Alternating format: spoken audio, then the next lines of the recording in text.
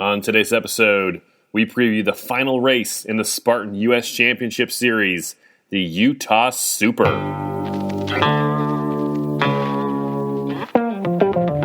Welcome to the OCR Report podcast, brought to you by the OCRReport.com. We are the only podcast to focus exclusively on the elite sport of obstacle course racing, from Spartan to Tough Mudder to the OCR World Championships, and wherever the elites are racing, we are there. My name is Will Hicks, and this is the OCR Report. Jack Bauer, welcome back. Hey, Will. I think this is going to be the craziest U.S. Series race of the entire year. I know the rest of them have been super deep, but everything's on the line. A lot of winner-take-all scenarios for the points leaders, so I think this is going to be just a ridiculous weekend. This weekend is the fifth and final race in the Spartan US Championship Series for 2019. What do you think about Utah? Well, did you take a look at the course map? Yes. Okay, so from what I saw, Matt B. Davis did a pretty good video intro, and Steve Hammond's been dropping some hints online. From what it looks like, it's just literally up and down a mountain. No bushwhacking, just some nice semi-technical trails. Most of it looks between about 10 and 12% based on Matt's video.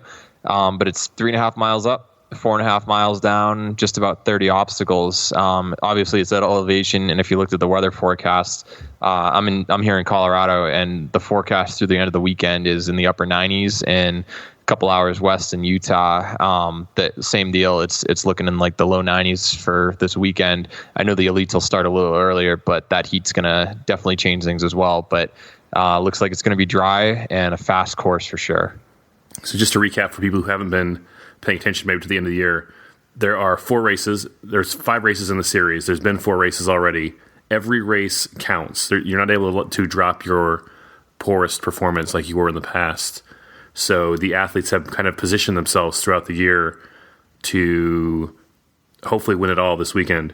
Let's talk about the men first, then we'll talk about the women. Which man is in best position to win the series championship?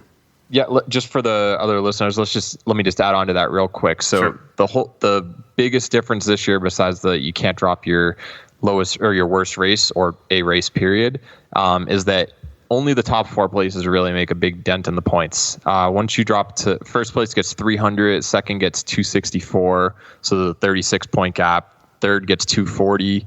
24 points, and then fourth gets 216, another 24 point gap. Once you get to fifth, it's 192, and then 191, then 190. So if you really want to make a big any movement in any single race for the overall series, you need to get top 4. So we've seen some really, really big shakeups just based on a couple of over performances, and then if you're outside of the top 5, it's really not the end of the world. If you're, even if you're 10 places off if you get 15th versus 5, it's only going to be a 10-point swing. So those top places have really made a big difference so far. So 4th place versus 5th place is just a world of difference. Mm-hmm. So what do you think about the men? Who is in best position for this weekend? Well, I did the math. Ryan Atkins, currently, he has a 149-point lead over Ryan Kempson. Third place, Johnny Luna Lima, who is 54 points behind Ryan Kempson. And fourth is Ryan Kent, and he has a 33-point gap behind Johnny Luna Lima. After them, it's a really, really tight cluster between Kirk DeWint, Tyler Veerman, Aaron Newell, Mark Batres, Ian Hosick, and Rich Ryan to close out the top 10. But I was running the numbers, and in order for Ryan Atkins not to win the race, to the U.S. Series, let's just assume he's going to race. He would have to finish 47th place or worse. Do you think that's going to happen? I think Ryan Atkins could crawl and finish in the top 40. Yeah. His worst ever Spartan race finish is 7th place. So I'm gonna put the over under at better than 47th place for him to finish in Utah this weekend. I think if Vegas were taking wagers on who would win the U.S., I don't think they take money on that bet. Like, Atkins is going to win it. There's it's going to happen. Yeah, I think at this point it's kind of a lock. And but Ryan Kempson and Johnny Luna Lima, that's where some serious moving can happen. Like I said, Ryan Kempson is 943 points and Johnny Luna Lima is 89. So gap between them currently is 54 points. And let's just say Ryan Kempson's in the lead right now. if Johnny gets second this race and Ryan Kempson gets fourth, Ryan still ends up ahead of Johnny in the point series by 6 points. It'd go up to 11:59, and Johnny would be at 11:53, so it would lose by 6 points. So it makes a significant difference. Johnny is really going to have a great performance. He'd need to get second, and Kempson would have to get fifth or worse in order for him to surpass him. So Ryan Kempson is looking pretty good in the overall series in terms of how he's going to place. So as long as Ryan Kempson finishes fourth or better, he cannot finish worse than second in the series. Basically, yeah. And if Johnny doesn't finish like at least 2 places ahead of him, and Kempson and Johnny isn't third or better, basically, that couple points different or a couple places different, and Ryan Kempson is still going to lock it up. If they're both out of the top 5, then without question, Ryan Kempson's going to easily run away with this. What about Ryan Kent? He's sitting in fourth place with 856 points. Yep, he's had some pretty solid and some pretty underwhelming performances at a couple of races so far. He got third in Jacksonville to start the year, and then fifth in Alabama. And then he, despite doing burpees, he slipped off the Z-wall. He came back and finished third overall in Seattle, just behind Atkins and VJ. He was less than 3 minutes off the win there, despite all the burpees. But in Big Bear, he had a 14th place finish and was over 18 minutes off the win. So wasn't his best race, but the guy, he has third, fifth, and third so far this year. Pretty consistent, if you ask me. There's a reason why he's fourth place in the overall standings. And compared to the guy below him sitting in fifth, Kirk DeWint, he has a 79-point cushion over him. So it's going to take a lot of a bad performance by Ryan Kent and a really, really strong performance by Kirk. And Kirk so far has got fourth in Jacksonville, ninth in Alabama, 12th in Seattle, and ninth in Big Bear. So it's been really consistent, but he hasn't shown that he'd get a top win it or get second place to really do some damage and just overthrow that 70-point or 79-point lead that Ryan Kent has over him. So I think that Ryan is going to finish no worse than fourth at this rate in the series. Oh, exactly. Yeah, the U.S. overall series or U.S. national series. That's what we're talking about for now. So with Ryan Atkins in first, Ryan Kempson in second, Johnny Loon Lima in third, Ryan Kent in fourth, and Kirk DeWint in fifth. Those 5 guys are, unless there's a really, really bad performance from one of them, or they don't race this weekend, they're pretty much going to finish where they are, you think? There could be some movement with. Kirk has got fourth, like I mentioned. That's the biggest difference maker so far. If you get fifth, you might as well get sixth or 10th, or it's not going to make that big of a jump. And he has a 16-point lead over Tyler Veerman. So I don't think that unless Tyler or Aaron Newell or Mark Batres, they end up getting like a third or fourth place, and then Kirk falls apart during this race, I don't think that he'll be dropping out of fifth place either. There's a few big names we haven't talked about at all because they're not at the top of the points right now. Guys like Ryan Woods and Robert Killian. What do you think about them for this weekend? Don't sleep on them. Ryan Woods, everyone knows what happened to him in Jacksonville. He got a huge penalty for the whole Trustgate incident. And then Seattle, he DNF'd because I think he hurt his hamstring that race.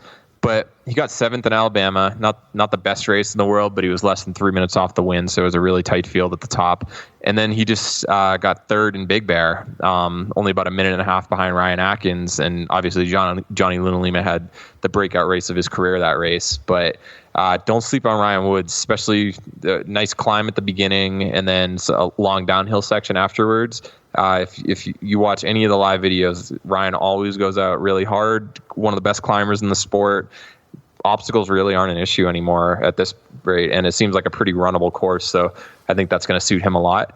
But the other guy that you mentioned, everyone's sleeping on him this year. I'm telling you, the guy is going to be ready, and he's put in all of his marbles for Tahoe this year. Former world champion Robert Killian. He got sixth in Jacksonville, fourth in Alabama, and then he ended up not racing in Seattle, and he got eighth in Big Bear. So Big Bear wasn't a great showing, but I actually was hanging out with him on this past Friday before the Fort Carson race at his house, And he told me he knows when he's fit, and I'm going to give him the benefit of the doubt, knowing that he's a former world champion and basically before this year podiumed at almost every single event that he's ever did.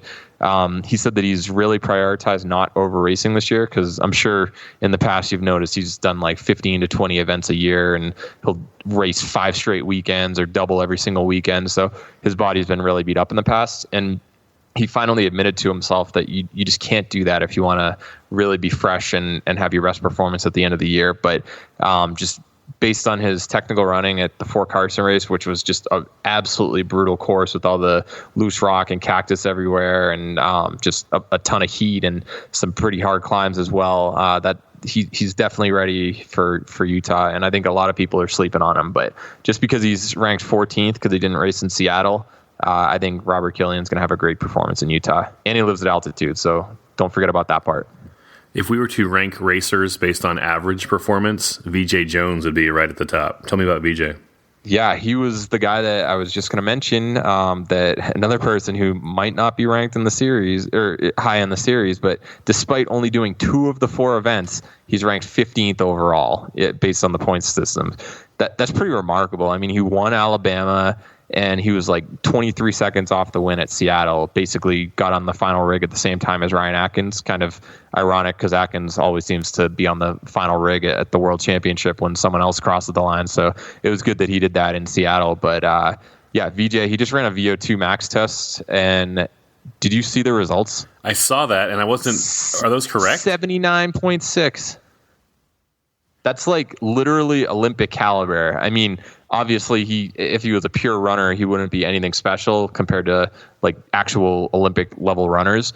But just his overall cardio potential and just running ability and fitness level, he's up there with some of the best on the planet. And I mean, to be able to do that, I think he's 20 years old. That watch out. Everyone knows that he's been coming for several years. He was the youngest podium winner of all time in Spartan history.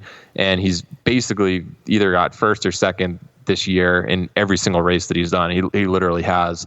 And I think honestly he has a chance of breaking the all-time record for the most wins in a season and the most podiums at this rate. He has something like 11 or 12 wins so far in the season. So, but yeah, the guy, he is not intimidated by anybody at this point. And just based on that VO2 max test, the guy's super fit right now, and it's a super. Don't forget about that. Everyone talks about how VJ can't handle the beast, which I think is wrong. I think that he's obviously still one of the best, no matter the distance at this point up to a beast. But I think shorter is better. And this course with only about 2,300 feet gain, it's not like a 3,000 foot gain or 5,000 foot gain course like Big Bear or Tahoe.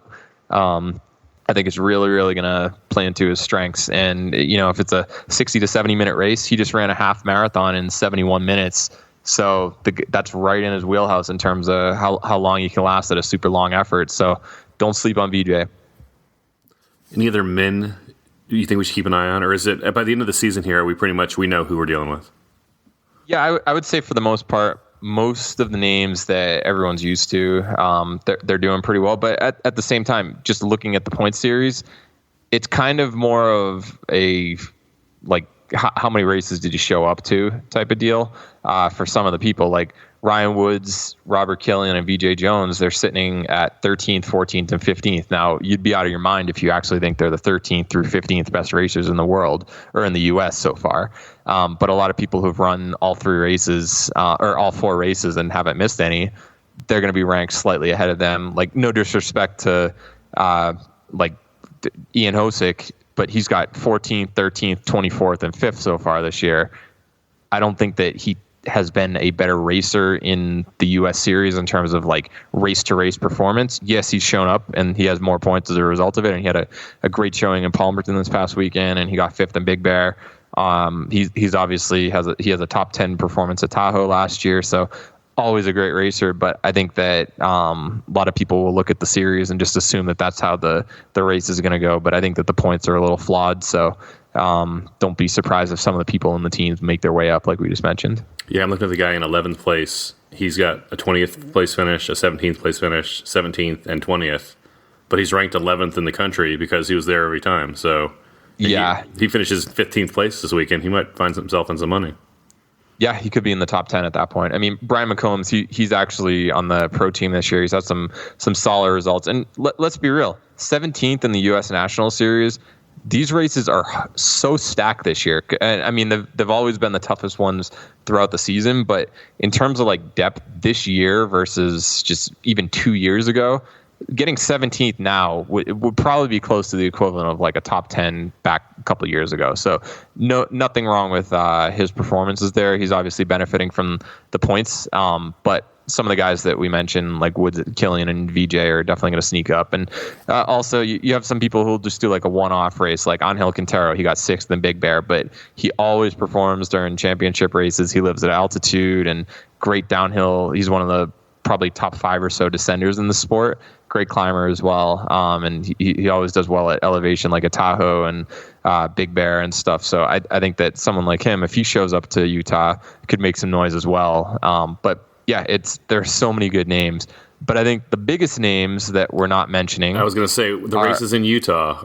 I was going to say some guys down the street. I think that those are the 2 people that are making people the most nervous who are in this race. Who are these 2 people we should watch for from Utah? You may have heard of Hobie Call before and Cody Moat. They're kind of good. How many world championships do those 2 guys have between them? I believe 5. Cody has won 2 and Hobie has won 3. So, and I guess Cody also, he did a second lap for the Ultra Beast. So if you want to give that another world championship in 2012, then I guess that gives him 3 for his career as well. So these 2 guys, they haven't. I don't think they've shown up for a single championship series race all year, have they? Not championship race. Both of them actually raced in Las Vegas in February, and they were about 30 seconds to a minute behind VJ. And obviously, you know what VJ's been doing all year. So the fact that they were that close tells you something. Even though they're quote unquote or at least Hobie's semi-retired, he can still bring it. But Cody, I looked him up, and do you want to know? A lot of people, they think like the longer the better for Cody, right? Like sure. Beast, that's his specialty. His average career finish, he has run 16 beasts out of the 40 races in his career, and his average finish is 2.6. In supers, his average finish is 2.7, and he's also run 16 in his career. And he's only run 2 races in his career where he's finished worse than 5th place, and only 4 where he's finished 5th place or worse. That man is consistent. He got 4th last year in Utah. I know it's a completely different course. It was also a super, but I think that Cody, never underestimate the guy. If he's still racing, he's doing it because he knows he at least can win. He doesn't seem like the type of guy who just wants to go out there and compete. And I have a feeling that once he knows he's not at or his day is over and he can't be at the top anymore, then he'll call it a career. But I think that he knows where he's at. And just because you haven't seen him pop up, remember what he did in 2016. I mean, the guy can basically do anything. You know, we talked about how the top 4 places are so important. If one or both of those guys finish in the top 4, it could shake some things up. Well, I don't think that it would really shake things up too much because it would kind of take away from the points, like the giant spread. And once you get fifth place or worse, you're only looking at 1 to 2 point, like 1 point each place realistically. So I don't think there would be that much movement. I can't see Kirk DeWint finishing 16 places worse than Tyler Veerman, or Tyler Veerman finishing 20 places worse than Aaron Newell to make them swap places. So I don't think that there's going to be that much movement realistically if Hobie and Cody end up kind of shaking things up in the top 4, which, let's be real, they can definitely do it. And I mean, your guess is as good as mine. I know that Cody for sure is racing. His wife posted about it.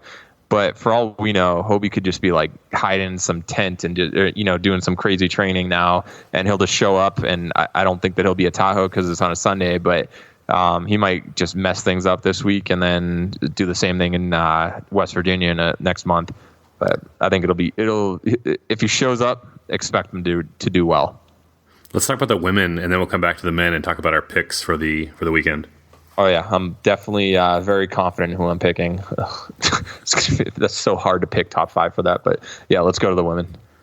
So on the women's side, there have been 2 women that have been dominating the series all year long. Who are the top 2 women to watch this weekend? Lindsay Webster and Nicole Mericle. They're just on a different level than the rest of the women's field. If you look at the beginning of the year, Lindsay finished 646 behind Nicole in Jacksonville. Just Nicole ran away with it. And then she did the same thing in Alabama, beating Lindsay by 1:09. And then Seattle kind of flip-flopped. Lindsay ended up regaining form and getting first place over Nicole, who got about 3.5 minutes behind her. And then Big Bear, Rhea Coble, to no one's surprise, did really well on a super mountainous course. And she actually got second, and Nicole got third that race. But Lindsay's on a 2-race winning streak in the U.S. National Series. And basically what it comes down to, Lindsay has 1,128 points, and Nicole is 24 points behind her with 1,104. They're both 2-2 head-to-head. And at this point, literally it's winner take all, because the winner will be 3-2 against the other, and that'll be the tiebreaker here. So no matter how they finish, there's no combination of points where the winner will not be or whoever wins in Utah will not finish ahead of the other one in the U.S. National Series. So whoever, between Lindsay, Webster, and Nicole Mericle, whoever wins Utah wins the U.S. Championship Series.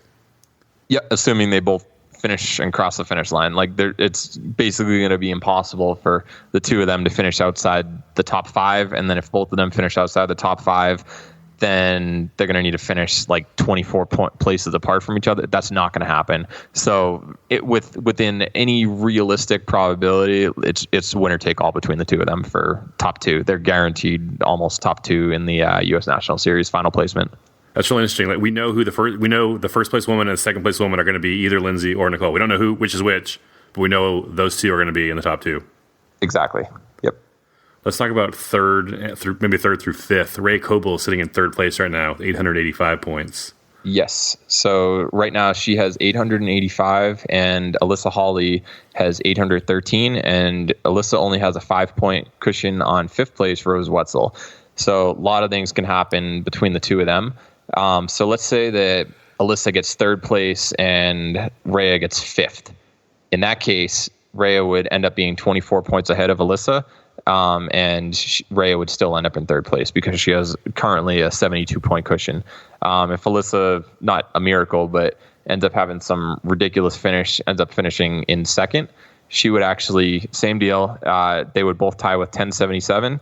But because they are 2-2 head-to-head, Alyssa would own the tiebreaker, and Alyssa would end up in 3rd place in the overall series, despite tying in points because she owns that tiebreaker.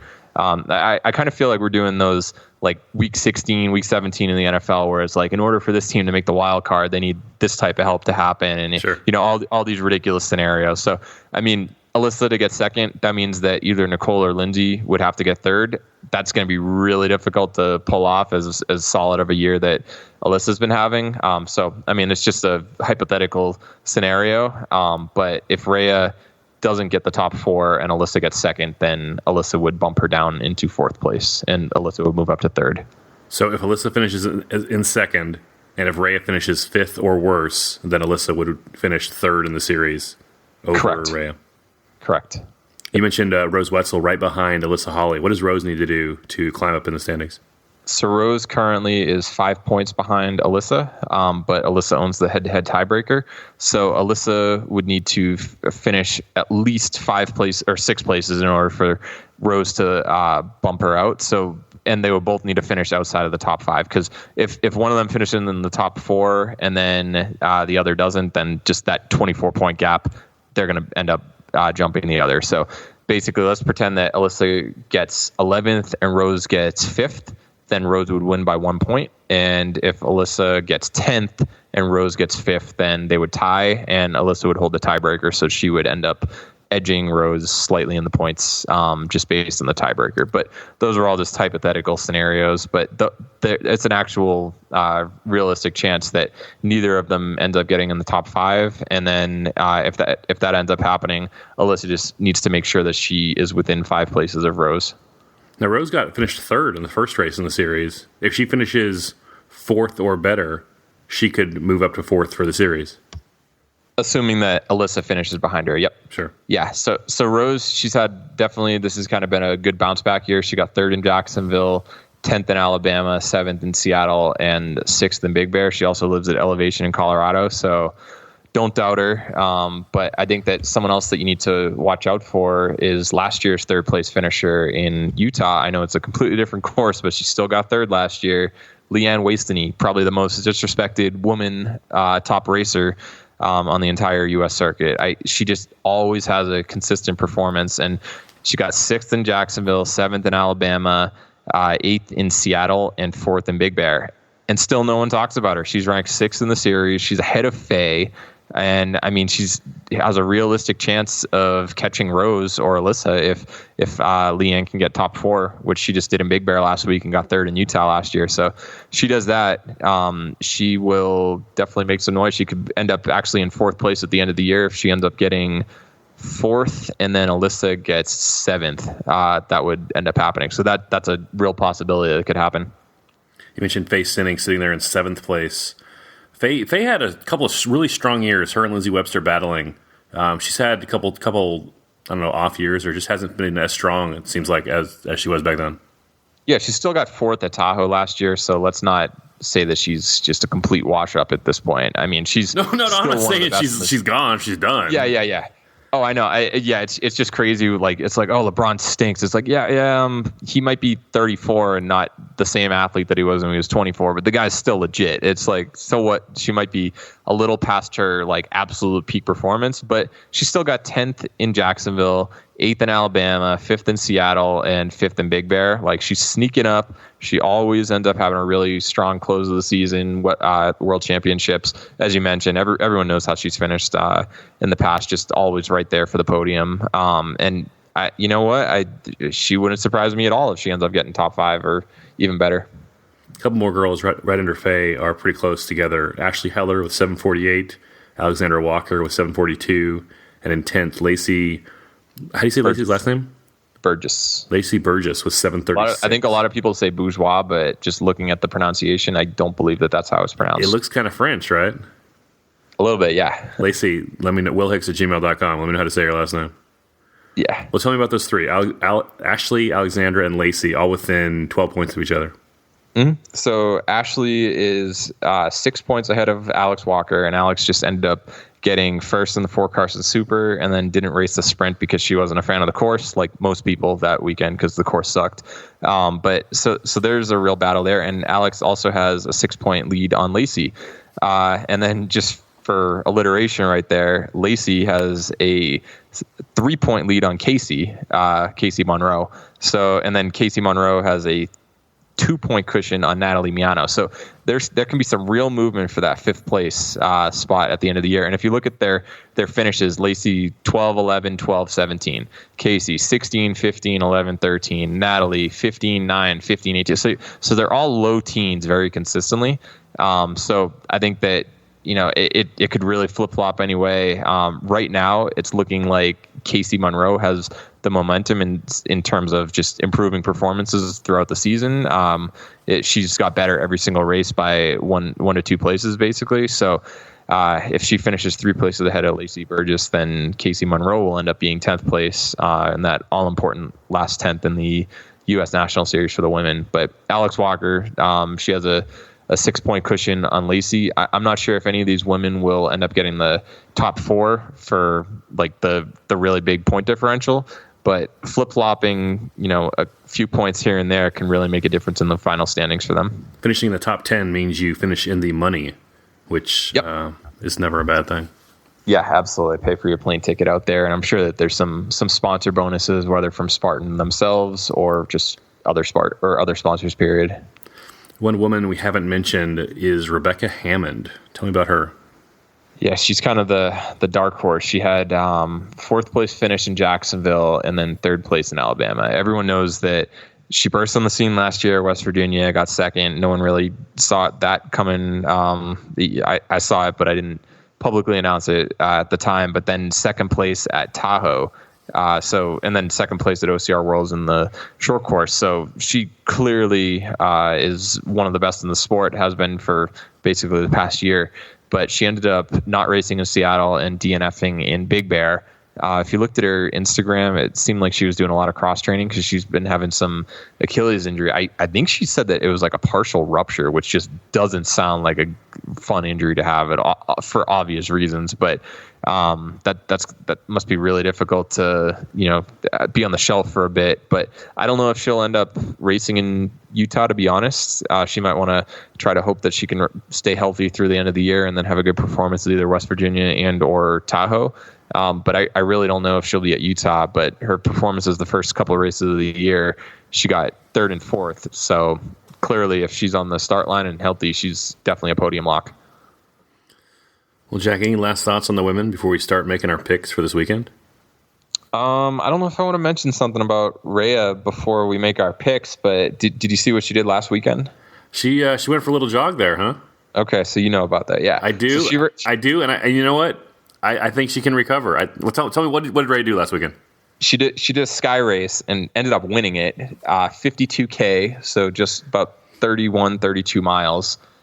And now she's going to do the super a week later. I mean, I have no idea how she can recover the way she does. She seems to do like, a 20-mile run basically every day or just 4 hours of exercise, whether it's on the bike or running.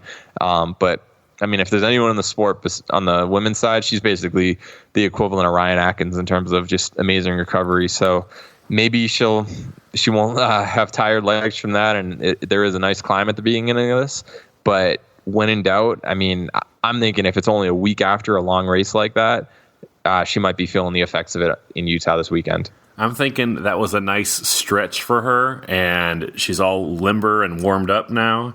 How would you feel after your nice little if I ran 2-mile stretch? I wouldn't get out of bed for a month. I'm not ready. Yeah, I'd be like in a wheelchair. Yeah.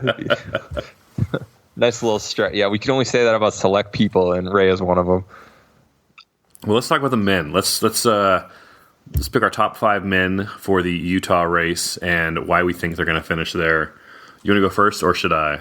Oh, I'm going to let you go first. It's your podcast. All right. In 5th place, I think Ryan Kent will finish in the top 5, just outside of the big money or the big points in the top 4 places. Mm-hmm.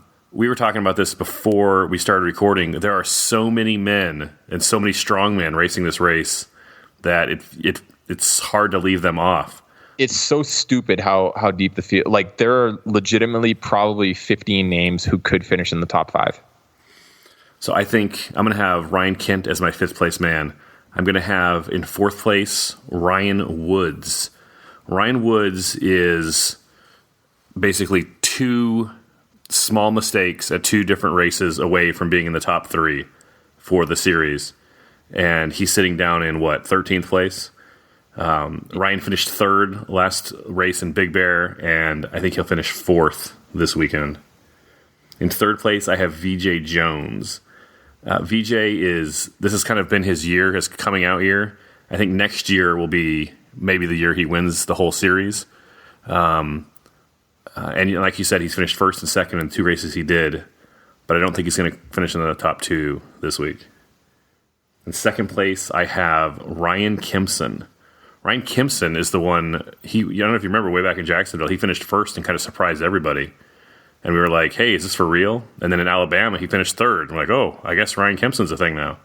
And it's basically a lock that he's going to finish 2nd place in the U.S. Series unless, he gets has a bad performance. So I'm pretty sure he's the real deal at this point. Yeah, and so I think he knows. And you know what? I think success breeds confidence. And I think Ryan Kimson's feeling it. And I think he's going to get 2nd this weekend. And then in 1st place, I have Ryan Atkins. I will never, I won't pick against Ryan Atkins in a race. I don't care if it's a short race or a long race or a mountain race or a race at summer camp where you run to the end and you get a baseball bat and you spin around 3 times and run back. I will always I'd pick him first in a potato sack race. Yeah, absolutely. I will pick Ryan Atkins every single time. And even if he loses, I still feel like the smart guy for picking him. So, So my 5th through 1st, Kent, Woods, VJ, Kimson, Atkins. Solid, but I mean, there are a lot of names you're missing, and I'm sure that I only have 5 spots. Isn't it crazy? Yeah, I mean, this would be ridiculous. So, I struggled so much on this to try to just figure out who I'm going to leave off. here are a few of the names that I'm leaving off. Johnny Lunalima, like after his Big Bear showing, guy lives at altitude, crazy downhill runner. He just won. And he's third in the series. I'm not picking him in the top 5 because I don't know about his ankle and if he'll be racing. Tyler Veerman, who's finished 6th or better in 3 of the 4 races so far, also lives at elevation. Tremendous climber, really good at downhills also, very consistent so far this year. Mark Batres, finally healthy, crazy good runner, and I mean a long, relatively steady climb and then a nice long downhill. Seems like a very runner-friendly course. I'm leaving off Aaron Newell and Ian Hosick, who've had good performances this year as well on mountain courses. Ryan Kent, I'm going to leave him off. Unfortunately, I think that he's going to be just outside the top 5. And then the hardest 2, Ryan Kempson and Hobie Call. I'm not going to put them in the top 5 either. Ryan Kempson just so he just ran a legitimate just mountain race at Loon Mountain in New Hampshire. That's where I'm from initially, in New Hampshire, or not in New Hampshire. I'm not from there, but or from Loon. But he ended up running that last year. Robert Killian ran the same race in 57 minutes, and this year Ryan Kempson ran it just over an hour, like an hour and like 20 seconds or something. So he's about 3 minutes less of a climber than Robert Killian was last year, and Killian thinks that he's in the current shape that he was last year already. So I think that Ryan is just behind. But I mean, it's killing me not to put him on this because he's had such a good year and he's been super consistent, and he's one of the best downhill runners in the sport as well. So if he gets a chance to open up, I don't know. I'm probably going to look stupid, and I think a lot of people are as well, because there are so many names that are getting left off. And then the biggest wild card of all, Hobie Call. Like, I don't know where he's at, but I'm going to, if he shows up, I really wish that I would have put him in here, because the guy just always brings it. He's been arguably, besides Ryan Atkins, the most consistent racer in Spartan history, and I just don't know where he's at. So because of that, just unknown factor, I'm going to leave him outside of the top 5. But it's really killing me because for all we know, he could win. Like, I really don't know at this point. And no one would be surprised. You're right. No one would be surprised, but I'm still leaving him. It would be like kind of like that. You know how the 7-11 matchup in March Madness is always like one of those like why the hell is this team ranked 11th, like VCU a few years ago, and just a few of those crazy upsets. It's like that's what Hobie is. Like, no one's really going to be surprised that he pulls the upset, but I don't know where he's at, so I'm seeding him low right now, but it won't surprise me at all. All right. But anyway, give me your top to 5. talk about top 5, I'm going Ryan Woods in 5th. He probably could be better, but just the names above him, I just can't justify it right now. Cody Moat, Mr. Consistent, I'm putting him in 4th place. He's from here. I know he's 40 now. He got 4th place last year. Granted, it was a different course. But I think that at this point, just based on his recent fitness and where he says he's at, I'm going to put Robert Killian in 3rd. I think he's back, and he's only going to keep improving the rest of the year. And 2nd place, VJ Jones. I think he's narrowly going to lose to Ryan Atkins again. So I can't believe like some of the names that I'm leaving off here, and I'll probably end up only getting like 2 of them right. I know that Matt B. Davis always calls me out for being bad at predictions. Go ahead, go ahead, give me your predictions, anybody. Let's see how good you are, because there's so many legitimate guys out there, and women as well. I think it's going to be such a difficult call. But just to recap, Ryan Woods 5th, Cody Moat 4th, Robert Killian in 3rd, 2nd VJ Jones, and Ryan Atkins in 1st. They're solid picks. Like, this is why they play the game, right? Like, yeah. Like when you named yours, I was like, man, those sound good, and then they were nothing like what I put, and it's like, how can you argue either way? So we'll know late Saturday or Saturday morning. We'll know how things stack up. But let's do a little prop bet. Okay. Top 10. Do you think that everyone in the top 10 will be within 5 minutes of the winner? Do I think everyone? No, I don't. I do. You do. You think Yes. the 10th place man will finish no slower than 5 minutes behind the 1st place man? I think so. I don't have the Utah numbers from last year in front of me. What were the results last year? Well, I'm just looking earlier this year. Rich Ryan, 10th place in Jacksonville. He was 5:20 off. But realistically, it was Ryan Woods who would have been the 10th finisher across the line. And then 9th place right there was 4:36 off the win with Bracken Crocker.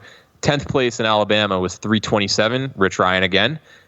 So that's 2 races right there, about 4.5 minutes and 3.5 minutes. I know that Seattle was a different course. The elements definitely played a role. Ryan Kempson got 10th. He was 7:16 behind. And then Big Bear is just not really comparable. It's such a crazy mountain course, and no one could keep up with Johnny Luna Lima. So there was a 15-minute gap. But first 2 races of the year, not much climbing, but still, a very, very fast course. And that's what it sounds like this will be as well. Both of them were 4.5 and 3.5 minutes separating the top 10 on the men's side. So I'm willing to bet that this one will be within 5 minutes. I would say I'm even more convinced that they won't be because of something else you said, and that I agree with, that first and second place is going to be very close. And if that's the case, they're going to be pushing each other. They're going to be going faster. 10th place doesn't care what first and second is doing. Yeah, but now you're adding Hobie and Cody to the mix. So that's 2 very, very fast guys who might bump out those normal 9-10 guys and close the gap even more. That's a good point, too. I don't know. We're going to find out on Saturday. I think this men's race is just going to be stupid in a good way. Let's talk about the women. Yeah, it's going to be crazy. Let's hear your. Or do you want me to give my predictions first since you did the men? Sure. Yeah, you go women. Okay, 5th place. She didn't finish the race last year. I'm going with Faye Stenning. 4th place, kind of an upset pick, but if you look at how she's performed all year, I'm going Leanne Wastany. She actually finished 6th in Jacksonville when Faye got 10th. She finished 7th in Alabama when Faye got 8th. She finished 8th when Faye got 5th in Seattle, so that's 2-1. And then she finished 4th and Faye got 5th in Big Bear. So 3-1 head-to-head over Faye this year. She got 3rd last year in Utah. I'm going Leanne Wastany in 4th. 3rd place, I'm going Alyssa Hawley. 2nd, I think as dominant as Nicole's been this year, I cannot pick her to win, so I'm picking Nicole 2nd. And 1st, I'm going Lindsay Webster. I think that 52K that Rayo ran last week is just going to take too much of a toll on her. And I think that Leanne and Faye are definitely coming around at this time. And I think that on as great of a recoverer as she is, I don't think that she's going to have the freshest legs this week. So I can't put Rhea in my top 5. And I think Rose is going to get 7th. I was listening. So wait, hang on. Yep. Rose is 7th. Who do you have at 6th then? Rhea. Oh, Rhea at 6th. Okay. Yeah. So just to recap, I'm going Faye 5th, Leanne Wastany in 4th, 3rd, Alyssa Hawley, 2nd, Nicole Mericle, and 1st, Lindsay Webster. When you started with your top 5, you started with Faye. I was like, oh, that's an interesting choice for 5th place. Okay, cool. And then you did 4th place, Leanne Wastany. I was like, hang on a sec. Hang on. There's only Alyssa's going to be in there, and where's Rhea? And so, all right. Yeah.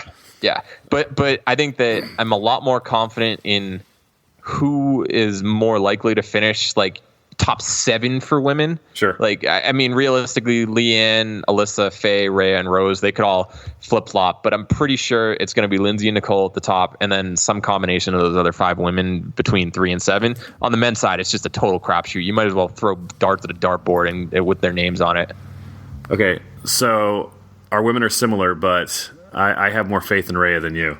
In 5th place, I have Leanne Wastany. I think she's in 6th right now. I think her finishes so far this year: 6th, 7th, 8th, and 4th. I think she's just outside that top 4 level of the women. And I think she's going to be at the top, kind of the top level of the second. I don't want to say the next. She's always the best of the rest. Yeah. And if someone screws up, she's always there. But I think that she definitely has earned a lot of respect from racers this year who haven't really heard of her beforehand for some reason. I feel like the top 4 women have been solid all year long. And in 4th place, I have Alyssa Hawley. Her best finish this year has been 4th place. She's finished 4th twice. Her worst has been 8th. So I think she will be in 4th place. Here is my crazy prediction. I think in 3rd place will be Nicole Mericle. Because you're out of your mind. If you said Lindsay, I was just gonna mute you at this point. Say that's the dumbest pick you've ever made, and I'm giving you a 1-star review. Nicole is the fastest woman in the world on a flat course. I think we know that. She's fast in the mountains. We know that. But I think Rhea and Lindsay are faster in the mountains. So I have. But realistic, it's only 2,300 gain. This isn't like a Tahoe or Big Bear 5,000 foot gain course. I think that having some wheels, like some absolute top speed, is really going to play out. But I don't. You already made your pick, so go ahead. Keep your Nicole at third pick. In second place, I have Rhea Coble. Now, I've seen Rhea race more than probably any other woman on this chart.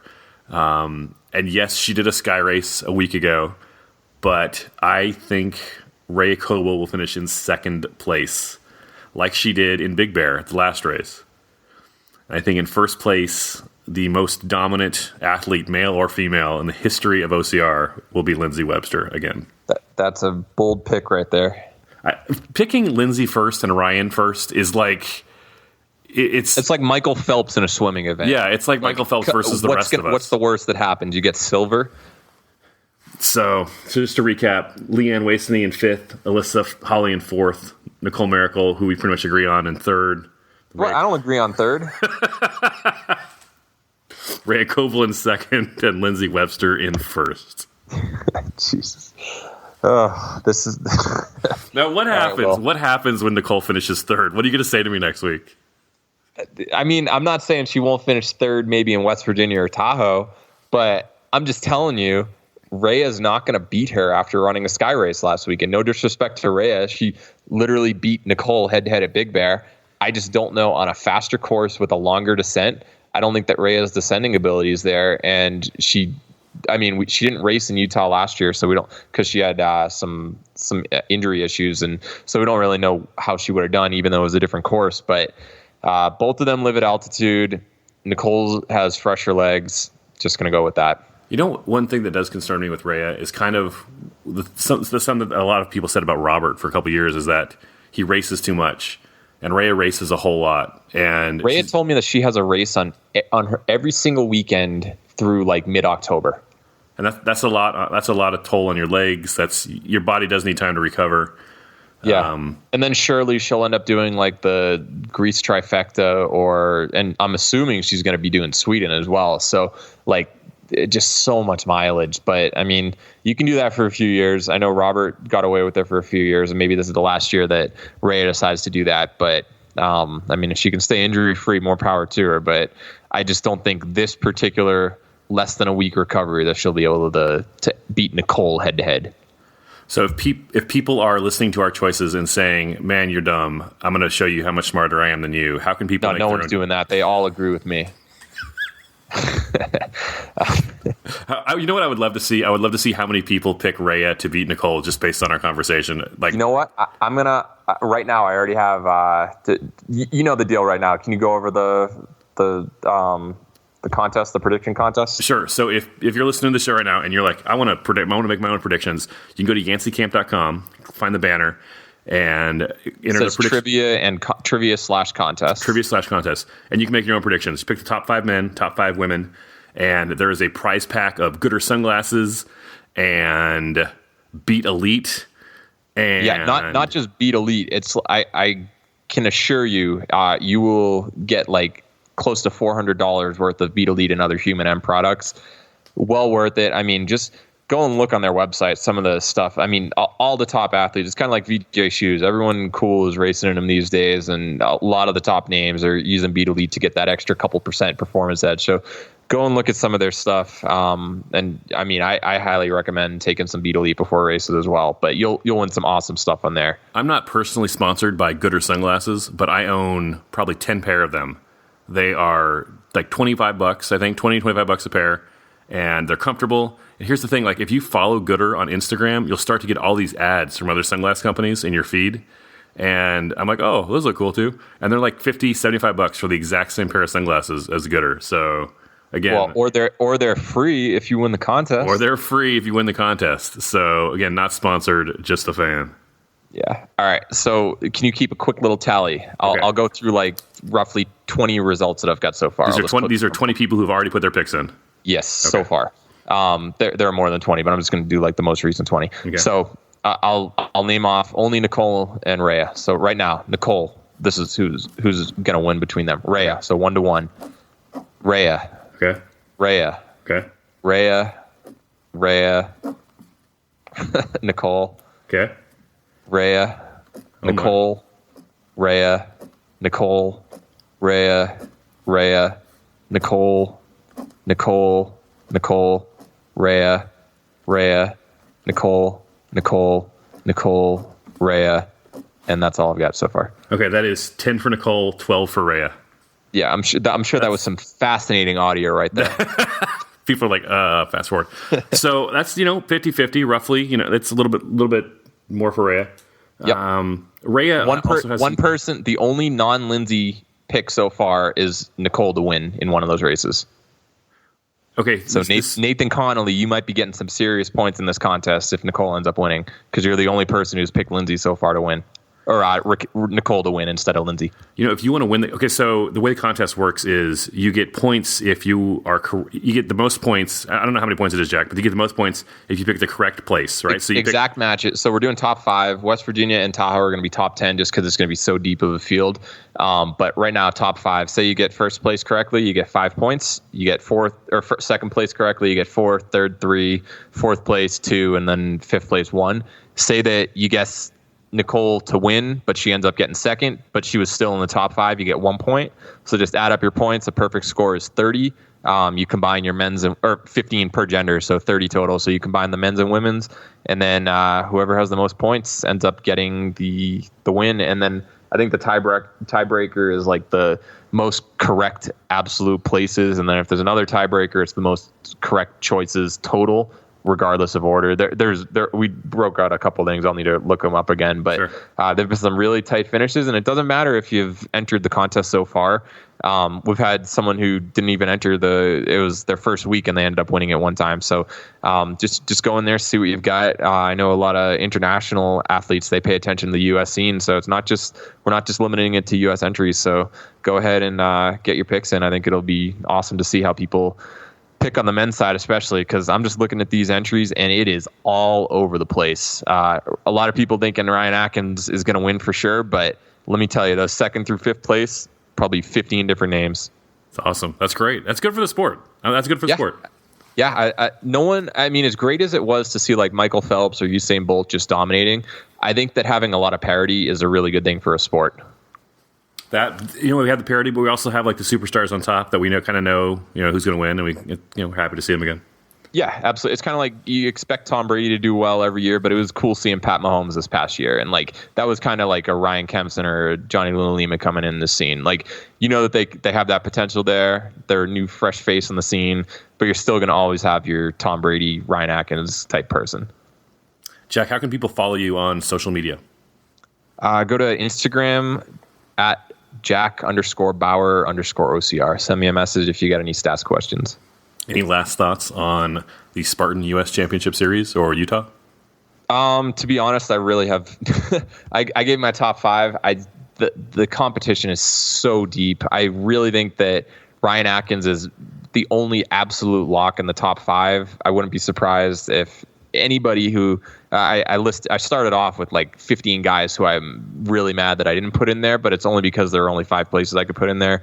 So it could go any way. It's probably going to be the most difficult race to pick so far this year. If you think our picks are terrible, you can let us know. So email me at willhicks@gmail.com. But if you're going to tell me how bad my picks are, if you think I'm an idiot for picking Rhea, you better go to yanceycamp.com and put your picks in first. Otherwise, not interested in hearing. Yeah, we don't want any armchair quarterbacks on Sunday just being like, oh yeah, I totally knew that this guy, this brand new person was going to come out. It's like let's hear it, prove it. Yeah, it's free. Come on. Also, I don't care if you're wrong. You can be as wrong as you want, but put your picks in first, and then you can tell me how wrong I am. No one thought Ryan Kempson was going to win in Jacksonville. Like literally over 100 people voted. No one thought Ryan Kempson would win. He was the only person who picked himself in the top 2, and that's so basically no one thought it'd be top 2. So it just goes to show you a lot of craziness can happen in OCR, and this year with how deep it's been, it can go any way. And I think that the only 2 real locks on the women's side are Lindsay and Nicole as well. There's a ton of a lot more depth this year as well, and Faye hasn't been as dominant. Rhea just raced. We just got into that. And then Alyssa has seems like she's on the way back, but Rose made a comeback. Leanne is definitely upped her game this year. So, I mean, it's not as deep as the men yet, but the women's field is for sure getting a lot more unpredictable as well, except at the top 2. It'll be fun to watch. Jack Bauer, thanks much. All right, we'll talk after the race, see how things go. Special thanks to Jack Bauer. It's basically Jack Bauer's show anyway. Special thanks to me for co-hosting with Jack. Leave us a review on Apple Podcasts. Tell Jack how much you enjoy his expertise. And don't forget to leave your predictions at yanceycamp.com. Show how much smarter you are than Jack and I. We will talk with you soon. Go spend time with someone you love.